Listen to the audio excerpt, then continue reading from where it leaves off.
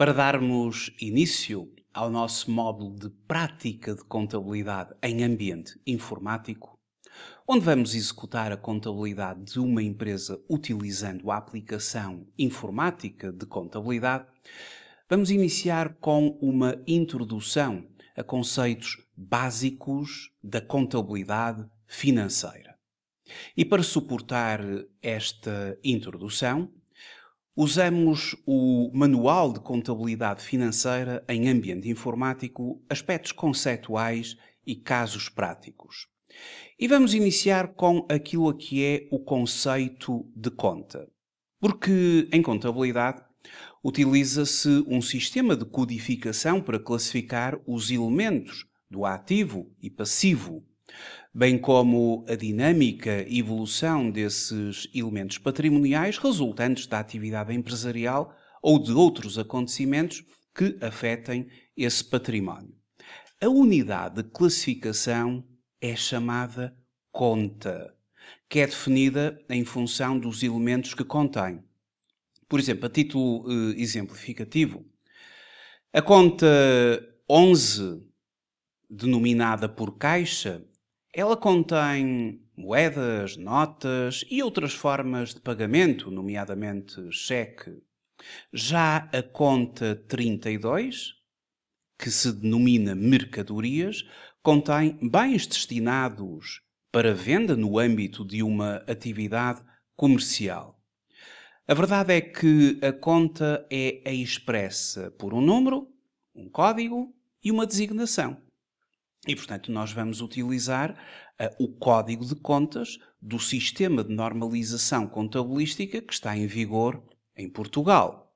Obviamente que noutros países as contas poderão ter, logicamente, outros códigos, mas em Portugal, de acordo com o nosso sistema de normalização contabilística, a conta 11 é o caixa, o 12 depósitos à ordem, 21 clientes, 22 fornecedores e por aqui fora. Já vamos ver como é que é constituído o nosso código. A conta, ela graficamente pode ser expressa numa forma de T. Imagine-se um T com o seu lado esquerdo e o seu lado direito. Num lado vão ser inscritos os valores iniciais e de outro lado o património e os seus aumentos. No outro lado inscrevem-se as diminuições desse elemento. Os valores inscritos do lado esquerdo daquele T designam-se débitos da conta. Os valores inscritos do lado direito vão ser designados créditos na conta. Debitar uma conta significa inscrever uma quantia do lado do débito, ou seja, do lado esquerdo. Creditar uma conta significa inscrever uma quantia do lado do crédito, ou seja, do lado direito do tal T. Designa-se por saldo a diferença entre o total dos débitos e o total dos créditos. Portanto, o saldo de uma conta é o total dos débitos menos o total dos créditos. Se o débito for superior ao crédito, apresenta-se um saldo devedor. Já se o débito for menor do que o crédito, apresenta-se um saldo credor. Se o débito for rigorosamente igual ao crédito, o saldo é nulo. E o saldo inicial de uma conta, ele corresponde ao valor do elemento patrimonial no início de um determinado período. Para fazermos os nossos movimentos na contabilidade, para fazermos a classificação dos documentos, vamos utilizar o código de contas. E o código de contas, de acordo com o sistema de normalização contabilística, ele é constituído por 8 classes de contas. Ora, o código de contas, que podemos então aceder o Código de Contas da Portaria número 218/2015 de 23 de julho, que é o mais atualizado neste momento, apresenta-nos 8 classes de contas. A classe 1, os meios financeiros líquidos. A classe 2, das contas a receber e a pagar. A classe 3, dos inventários e ativos biológicos. A classe 4, dos investimentos. A classe 5, do capital, reservas e resultados transitados. A classe 6, dos gastos. A classe 7, dos rendimentos. E, por fim, a classe 8, dos resultados. E vai ser a partir deste código ou deste plano de contas que nós vamos fazer a classificação dos nossos documentos. As classes, elas estão divididas através de contas, que por sua vez se dividem em subcontas.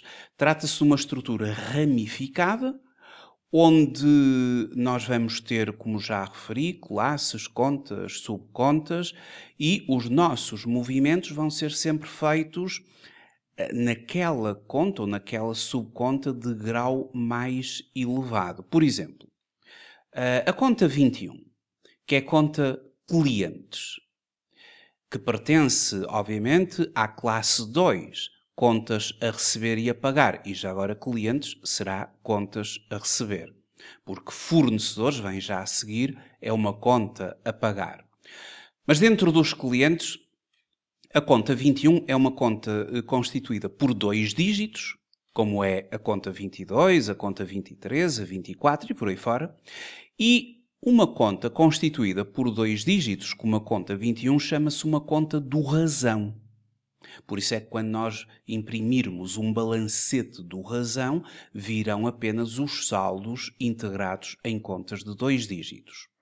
Mas esta conta do razão, ela subdivide-se em subcontas, nomeadamente clientes conta corrente, que por sua vez se subdivide na subconta clientes gerais, e assim sucessivamente. E, portanto, nós temos até a liberdade, e vamos fazê-lo ao utilizar o código de contas a nível informático, temos a liberdade, de acordo com as nossas necessidades, em criar mais subcontas, porque nós não vamos simplesmente lançar um documento em clientes conta corrente, clientes gerais. É preciso ir mais longe do que isso.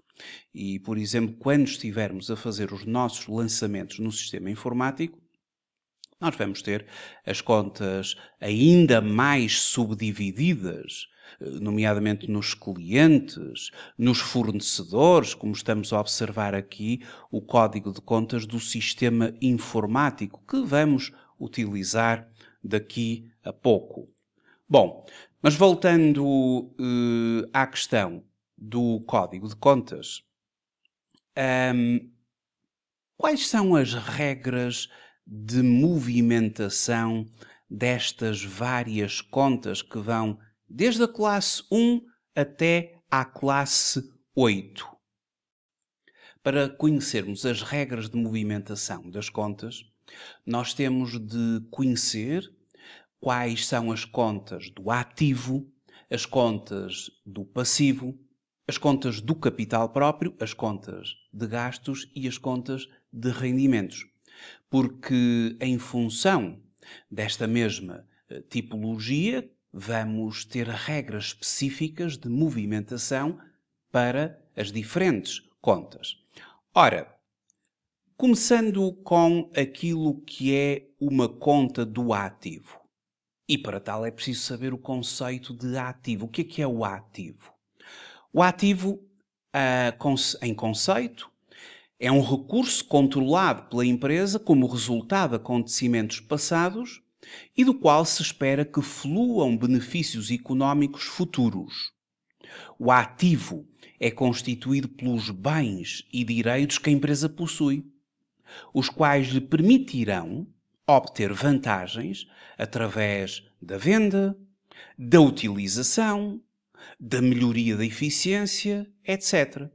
São exemplos de ativos os investimentos, os inventários, as contas a receber, onde estão os tais clientes, Os meios financeiros líquidos, por exemplo, o caixa e os depósitos.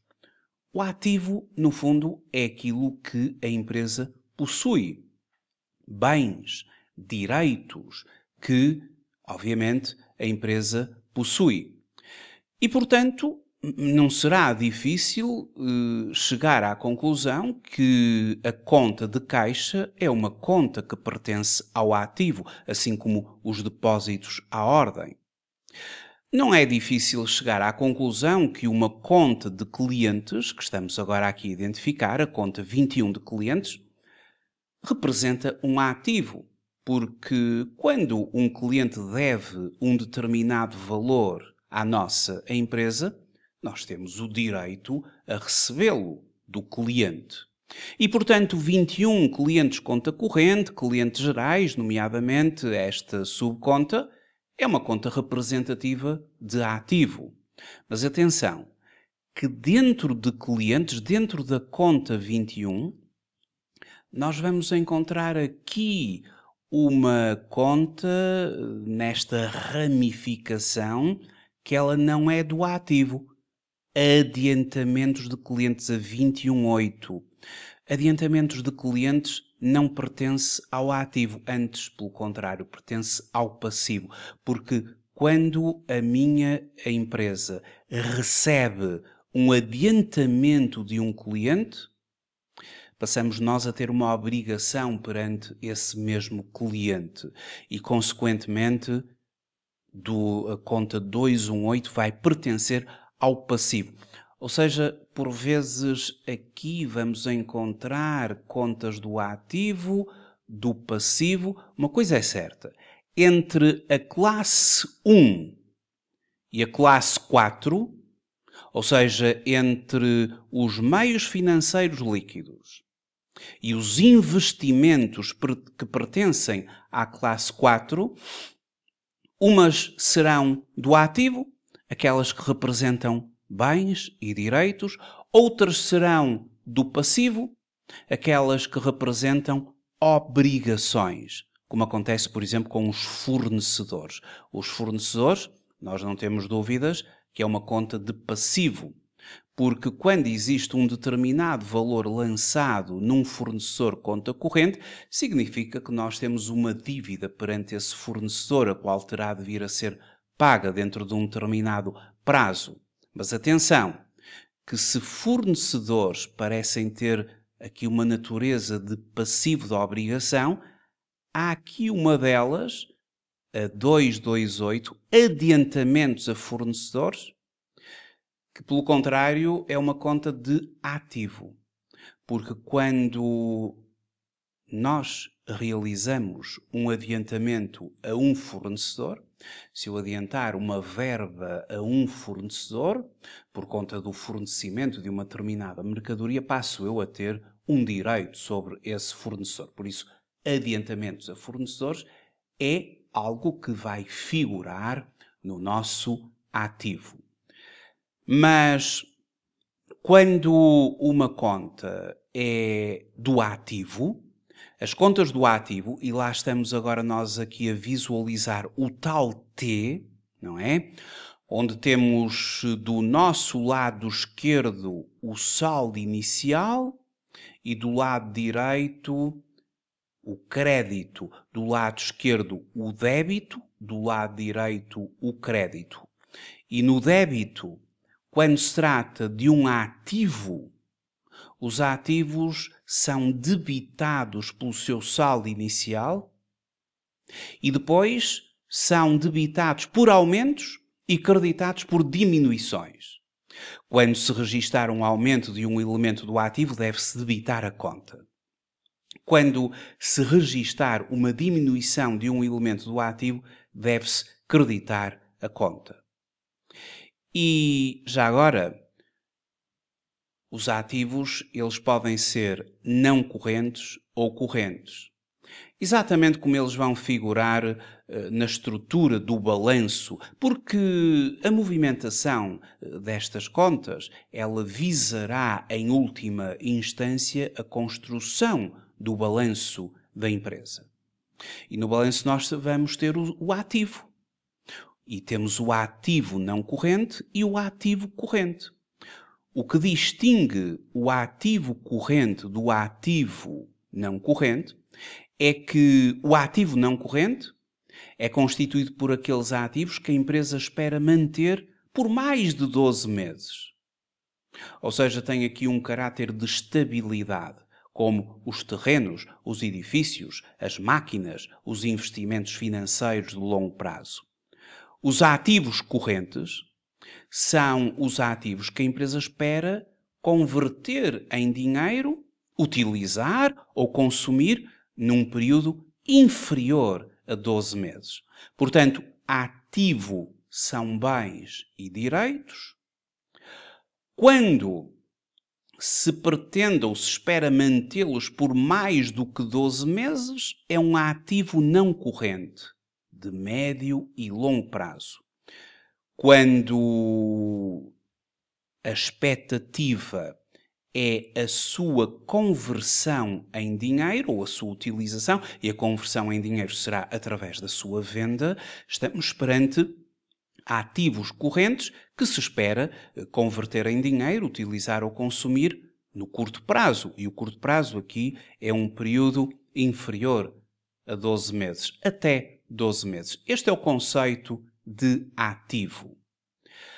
E o que é que vem a ser o passivo? O passivo é, por definição, uma obrigação presente da empresa, resultante de acontecimentos passados, cuja liquidação se espera que resulte de saída de recursos que incorporem benefícios económicos. O passivo é constituído pelas dívidas e pelas obrigações que a empresa tem em relação a terceiros, por bens ou serviços recebidos e que terá de pagar no futuro. E temos exemplos de contas do passivo: os fornecedores, os empréstimos obtidos, os impostos a pagar. Como é que se movimenta uma conta do passivo? Qual é a regra de movimentação de uma conta do passivo?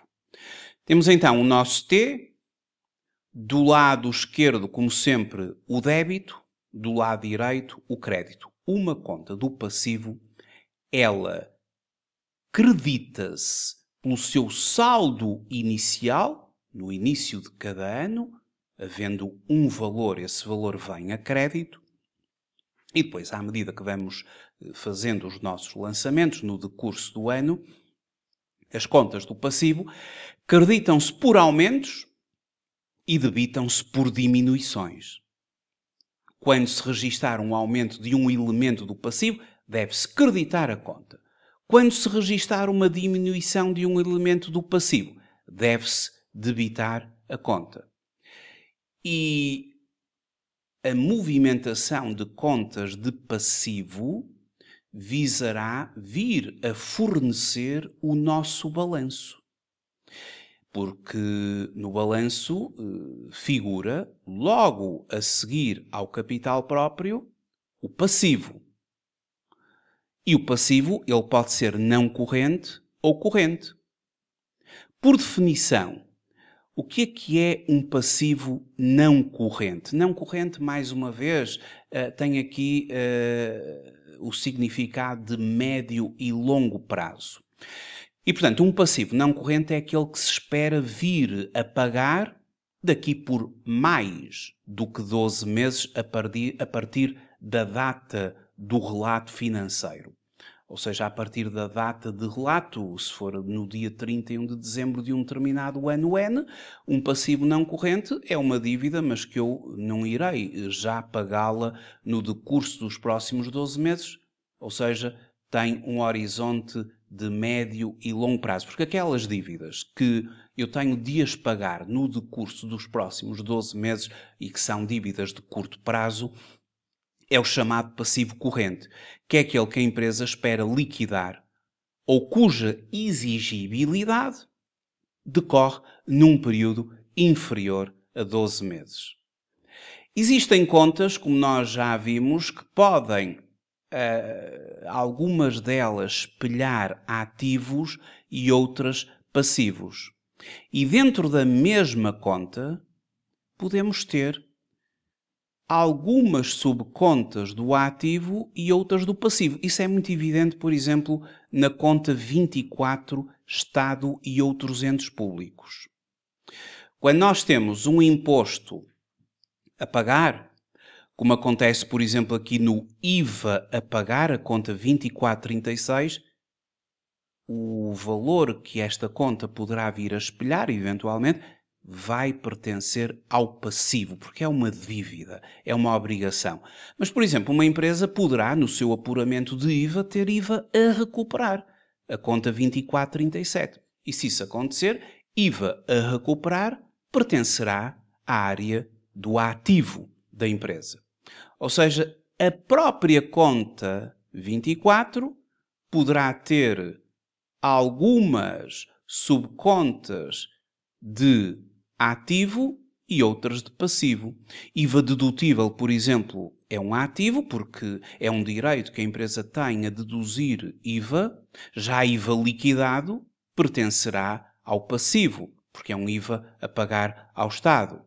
E aqui nas regularizações, que é a conta 2434, IVA regularizações, elas poderão ser desenvolvidas em regularizações a favor do Estado, passivo, ou regularizações a favor do sujeito passivo, ativo. E, portanto, vejamos que dentro da mesma conta podemos ter desenvolvimentos de subcontas de ativo e passivo. Seguidamente vamos ver o que é o capital próprio. As contas de capital próprio são aquelas que pertencem à classe 5. Ou seja, vimos que da classe 1, meios financeiros líquidos, até à classe 4 dos investimentos, poderemos ter aqui contas do ativo e contas do passivo. Sabemos então que as contas do ativo debitam-se pelo seu saldo inicial e depois debitam-se por aumentos e creditam-se por diminuições, e as contas do passivo, elas creditam-se pelo seu saldo inicial e depois vão-se creditando por aumentos e debitando por diminuições. E como é que se movimentam as próximas, que é a classe 5? O capital, as reservas e os resultados transitados. Aqui no nosso código de contas, toda a conta que começa por 5, 51, capital subscrito, 52, ações cotas próprias e daqui por diante, até chegarmos a 59, outras variações no capital próprio, e elas também estão organizadas em subcontas, nesta ramificação. As contas do capital, reservas e resultados transitados, elas seguem o seguinte movimento. Mas antes, o conceito. O que é o capital próprio? O capital próprio, também conhecido pela situação líquida ou património líquido, representa a parte do património da empresa que pertence aos seus proprietários, os quais podem ser os acionistas numa sociedade anónima ou os sócios em sociedade por cotas. Portanto, o capital próprio é o valor residual que fica depois de se deduzirem todos os passivos dos ativos da empresa. O capital próprio é igual ao ativo menos o passivo. São exemplos que constituem o capital próprio, por exemplo, o valor inicialmente investido pelos acionistas ou sócios da empresa, que é o seu capital social, e depois formas de reter lucros da empresa, nomeadamente reservas legais, reservas estatutárias, os resultados transitados, que são os lucros ou os prejuízos que vão ser obtidos em períodos anteriores, e no caso dos lucros não foram distribuídos aos sócios ou aos acionistas, ficam retidos ali nos resultados transitados. O capital próprio, ele figura no balanço logo a seguir ao ativo. O balanço é constituído pelo ativo, pelo capital próprio e pelo passivo. em que a equação fundamental do balanço nos diz que o ativo é igual ao capital próprio mais o passivo. E, portanto, se o ativo é igual ao capital próprio mais o passivo, o capital próprio será igual ao ativo menos o passivo. Basta resolver a equação fundamental do balanço, agora em ordem ao capital próprio. Quando nós temos uma conta da classe 5, uma conta de capital próprio, vamos fazer o seguinte.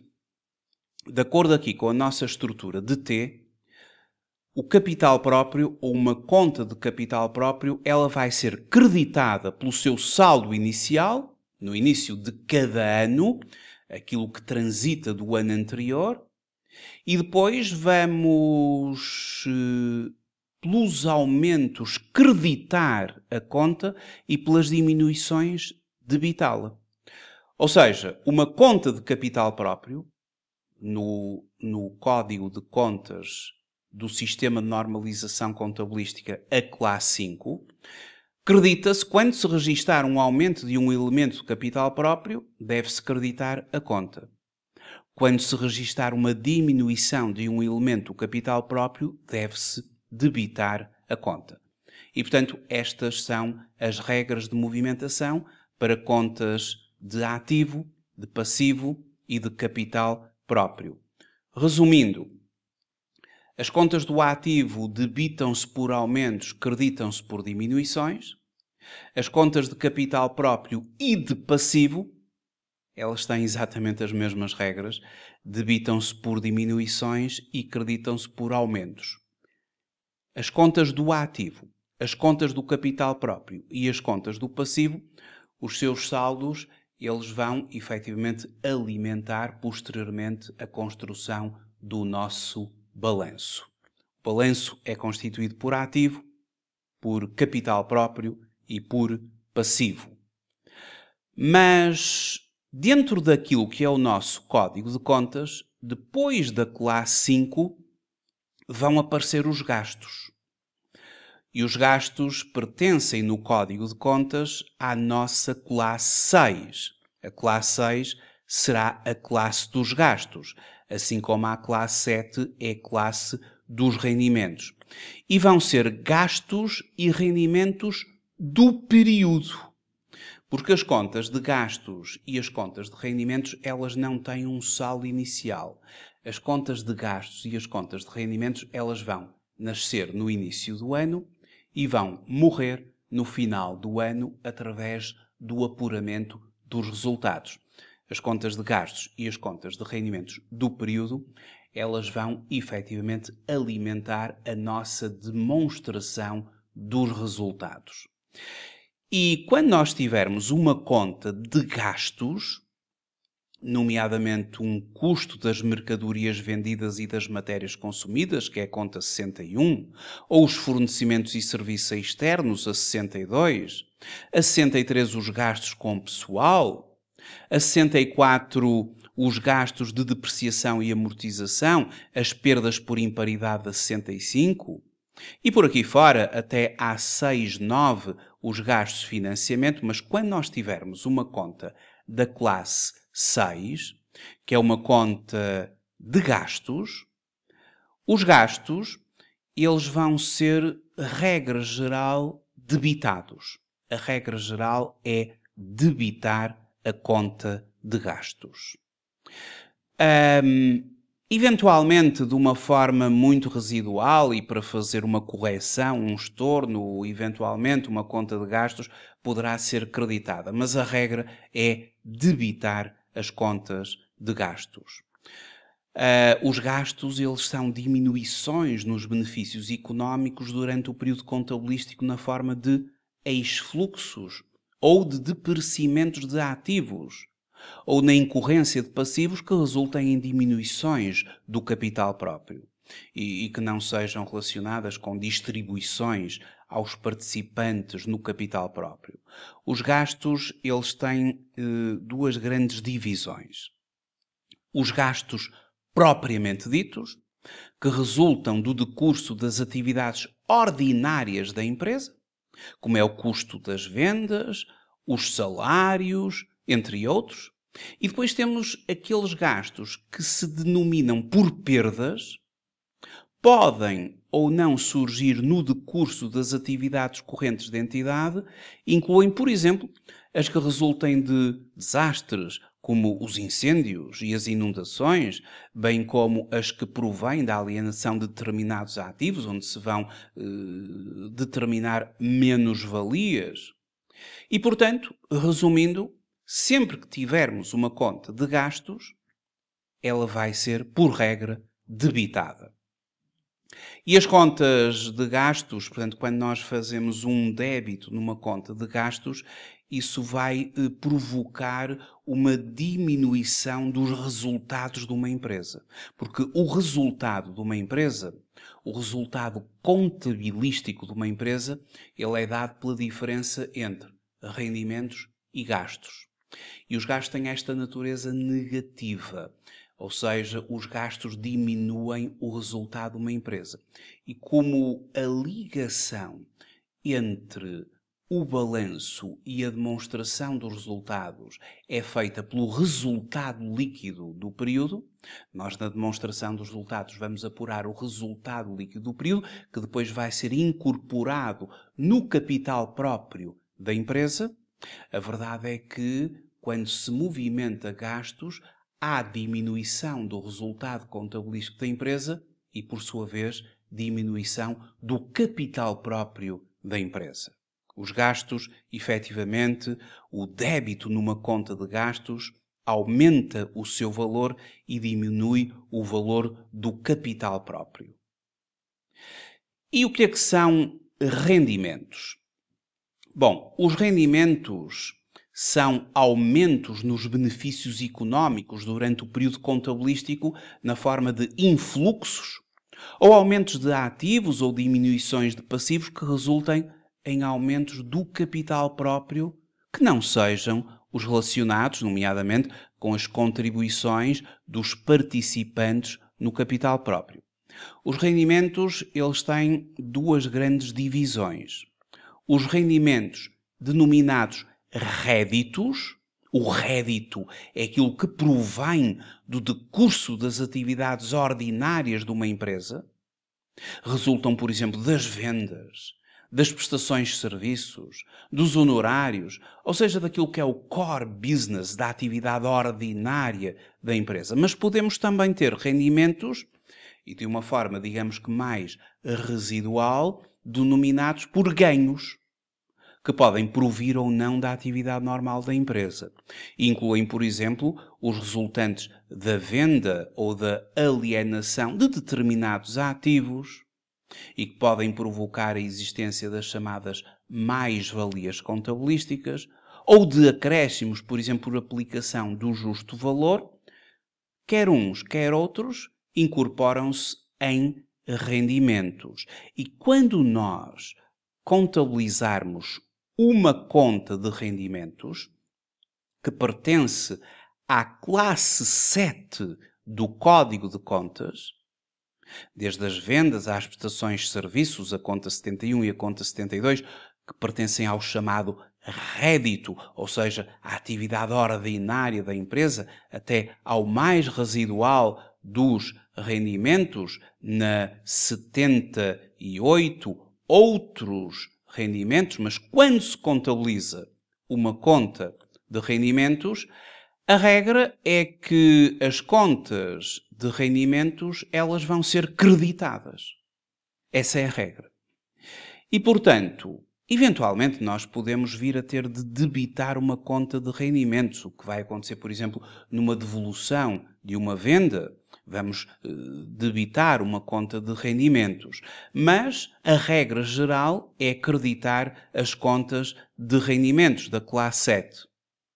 E as contas de rendimentos, mais uma vez, como o resultado contabilístico de uma empresa é dado pela diferença entre rendimentos e gastos, e os rendimentos têm este sinal positivo, eles aumentam o resultado contabilístico da empresa, e porque o elo de ligação entre a demonstração dos resultados e o balanço é o resultado líquido, e que é incorporado no capital próprio do balanço, quando existe a movimentação a crédito de um rendimento, isso vai provocar um aumento do resultado contabilístico da empresa, que por sua vez provoca um aumento do capital próprio da empresa.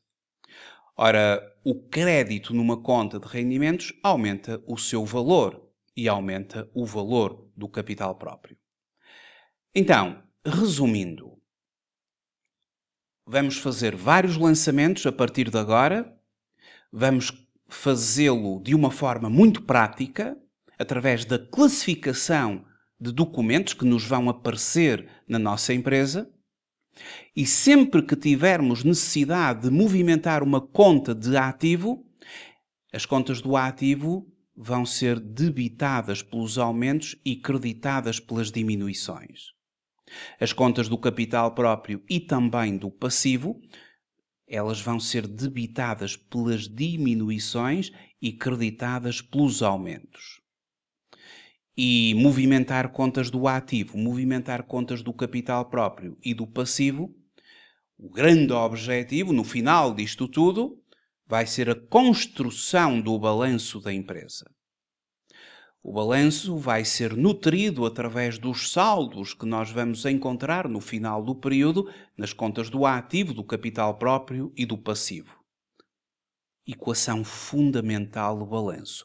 O ativo é sempre igual ao capital próprio mais o passivo.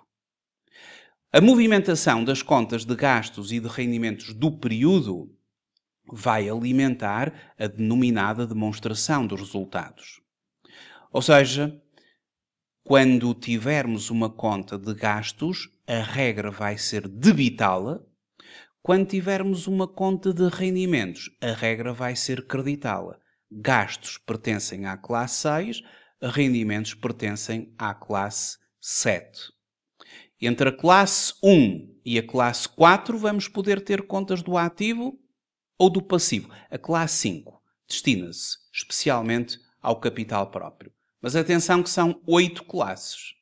A classe 8 servirá para fazer o nosso apuramento dos resultados, chegar aos resultados contabilísticos da empresa, nomeadamente o resultado antes de impostos, e depois de lançar o gasto do imposto, o resultado líquido do período. O importante agora é aplicarmos estes conceitos todos na prática, ou seja, pegar em documentos reais e fazer a sua classificação de acordo com o nosso código de contas.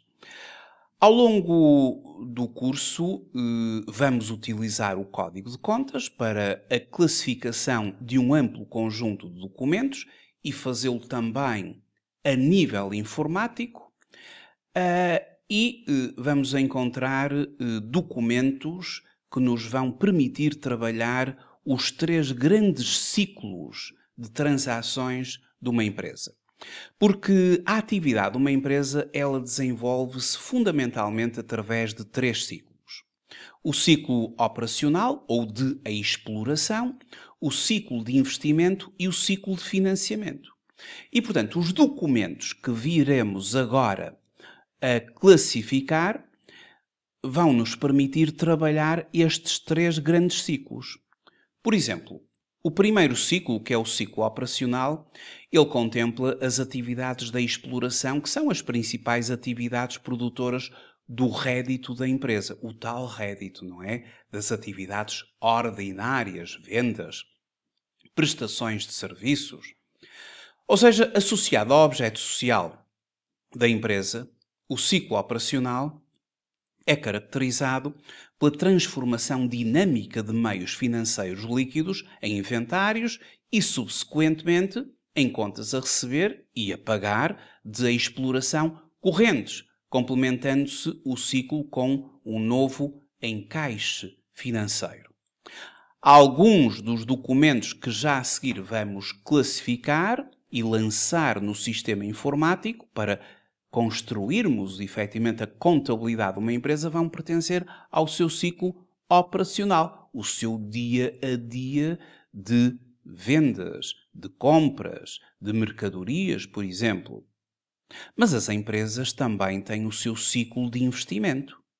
E alguns dos documentos que vamos encontrar já a seguir, eles vão pertencer a este ciclo de investimento que contempla as atividades associadas, nomeadamente à aquisição e alienação de ativos não correntes, investimentos, por exemplo, se uma empresa comprar uma máquina, como já vamos ver a seguir, um documento onde vamos ter de fazer um lançamento da aquisição de um ativo fixo tangível, isto é uma atividade que pertence ao ciclo de investimento.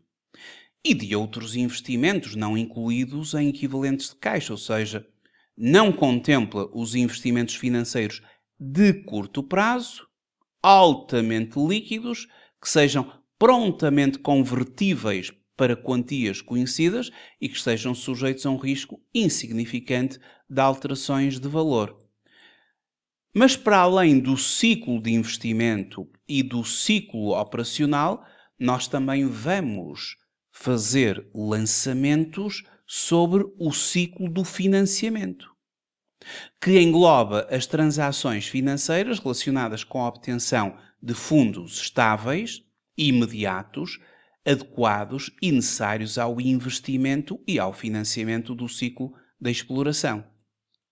Este ciclo de financiamento ele pode dividir-se no ciclo de transações de capital e ciclo das transações de tesouraria.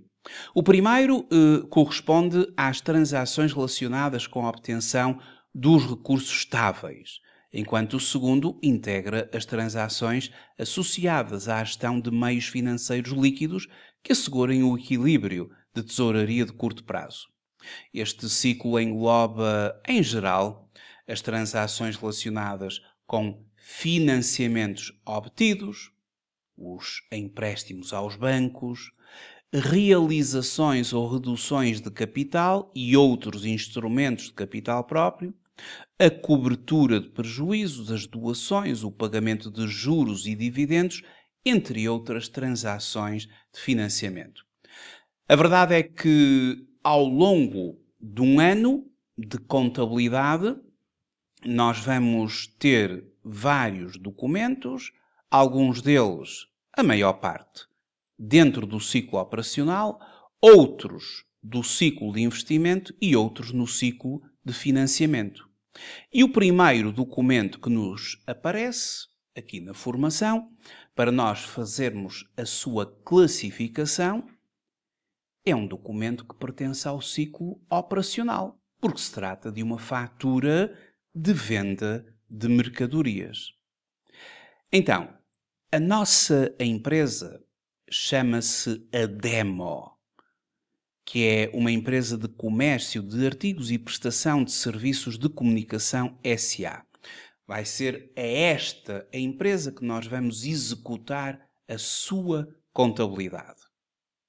Ou seja, a empresa que vamos encontrar a seguir no nosso sistema informático, à qual vamos executar a sua contabilidade. E esta mesma empresa, o seu primeiro documento aqui que ocorre aqui neste primeiro mês que nós vamos executar a contabilidade, é uma nossa fatura pela venda de mercadorias a um cliente, que é o cliente RT Limitada. E, portanto, nós vendemos mercadorias ao cliente RT Limitada. Vendemos aqui um conjunto de 40 unidades da mercadoria designada KMB, com o seu respectivo código de faturação, ao preço unitário de 2.000 euros. Ora, 40 unidades a 2.000 euros dará 80.000 euros, sobre a qual recai o IVA à taxa de 23%. Então, nesta nossa fatura, dentro daquilo que é o nosso ciclo operacional, vamos ter de classificar agora uma fatura que apresenta 3 grandes valores. A base tributável, 80.000 euros. O IVA liquidado, de 18.400 euros e o total da fatura de 98.400 euros. Se temos aqui três valores, a base tributável, o IVA a favor do Estado e o total da fatura, se temos três valores, vamos ter de ter três contas para efetivamente movimentar estes três valores. E as contas que nós vamos utilizar são as seguintes. Tudo vai começar com a conta de vendas de mercadorias. O tal rédito. Venda de mercadorias, a classe 7 dos rendimentos. Vendas, a conta 71 vendas e a conta 711 mercadorias. Esta conta vai ser movimentada, não é? E, portanto, vamos movimentar uma conta de rendimentos. E lembremo-nos das regras de movimentação de contas. As contas de rendimentos, elas são creditadas. E como vamos movimentar uma conta 71, venda de mercadorias, esta conta vai ser creditada por 80.000 euros, a base tributável. Entretanto, o IVA desta fatura é um IVA que nós estamos a cobrar ao cliente. O cliente vai ter de nos pagar depois o valor integral da fatura, a base mais o IVA. O IVA de uma venda, que é cobrado ao cliente, ele constitui-se como um passivo, porque ele vai ter de ser entregue ao Estado. E, portanto, o IVA de uma venda é considerado no nosso Código de Contas como um IVA liquidado, que é um IVA, efetivamente, a favor do Estado. Mas é designado por IVA liquidado. E como é um IVA liquidado a favor do Estado, constitui-se como um passivo corrente. E, portanto, lembremos-nos que os passivos creditam-se pelos aumentos. E, neste momento, nós estamos a constituir um passivo, porque este IVA liquidado ele vai ter de ser entregue ao Estado por nós. E, portanto, IVA liquidado é a conta 2433, não esquecer o Código de Contas. A conta 24 é a conta do Estado e IVA, a conta 24.3, Imposto sobre o Valor Acrescentado, IVA liquidado é a conta 24.33, IVA liquidado, o IVA que nós vamos registar nas vendas. Depois nas compras iremos registar IVA dedutível, que é a nosso favor. IVA dedutível será um ativo, IVA liquidado, que é a favor do Estado, será um passivo. E como é um passivo, e como nós já sabemos que os passivos creditam-se pelos aumentos, temos de creditar esta conta por 18.400 euros. Porque neste momento estamos a constituir um passivo, uma dívida para com o Estado. Mais à frente, no apuramento do IVA, depois iremos fazer o respectivo apuramento do IVA. Mas para o apuramento do IVA, a conta 2433 constitui-se assim como uma conta de passivo, credita-se pelo aumento da dívida.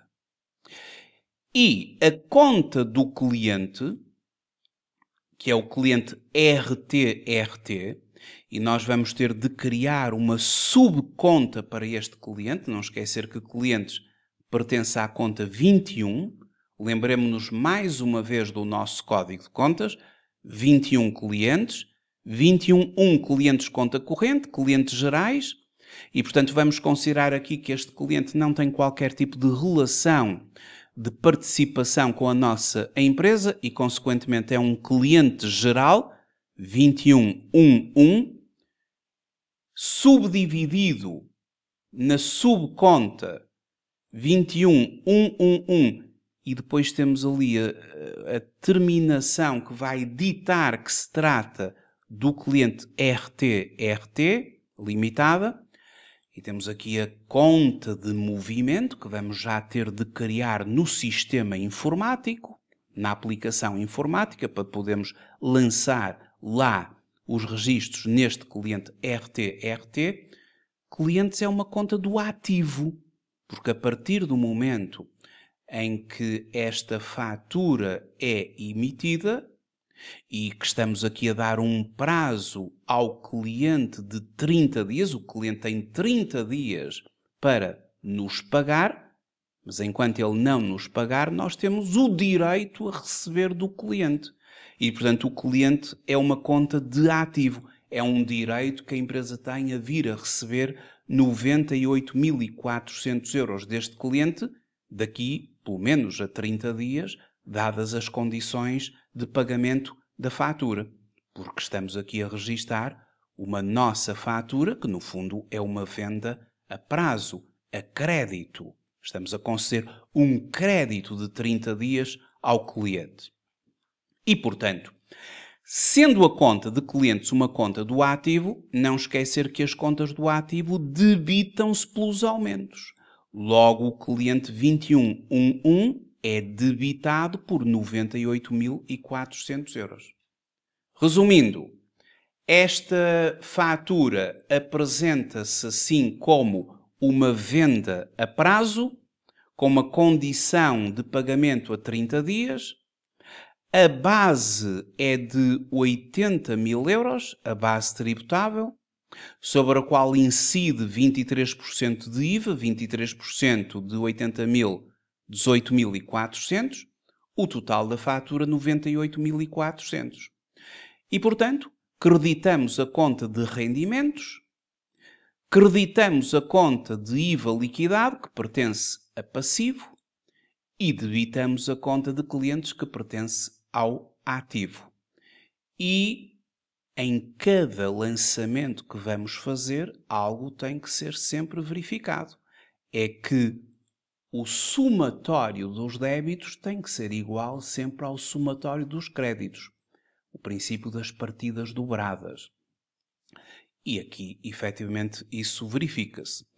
Temos 2 créditos, 80.000 mais 18.400, e temos um débito de 98.400.